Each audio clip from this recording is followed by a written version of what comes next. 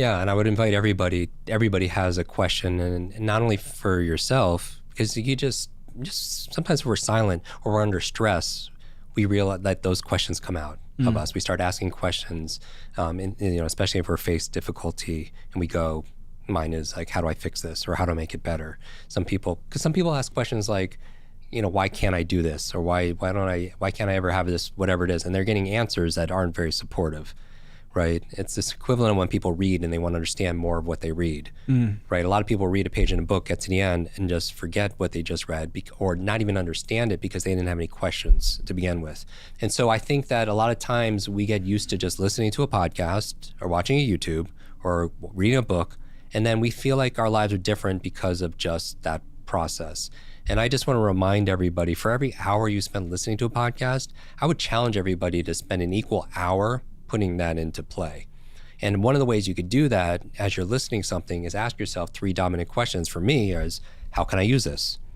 So I'm obsessed with this question, how can I use this? Because then I start saying, there's an answer, there's an answer, there's an answer. Second question, why must I use this? Because common sense is not common practice. Your listeners have probably forgotten more about life-changing transformation, health, wellness, business than most people in their lives come across. That's just the truth, right? They're probably like, why are you always watching, these podcasts and videos and all this stuff? Because sometimes family and friends don't want to lose you and they want to kind of keep you in a certain place. But if you ask yourself, why must I use this? And you get into head, heart, and then hands, then you have this incredible purpose and drive. And then another question I ask besides, how can I use this? Why must I use this? Is when will I use this? I think one of the most important productivity performance tools we have is our calendar. But you'll see people will schedule investor meetings, they'll schedule team calls, sales meetings, whatever, doctor's appointments, but they're not always scheduling their execution of things that they read from that business book or something that they watched.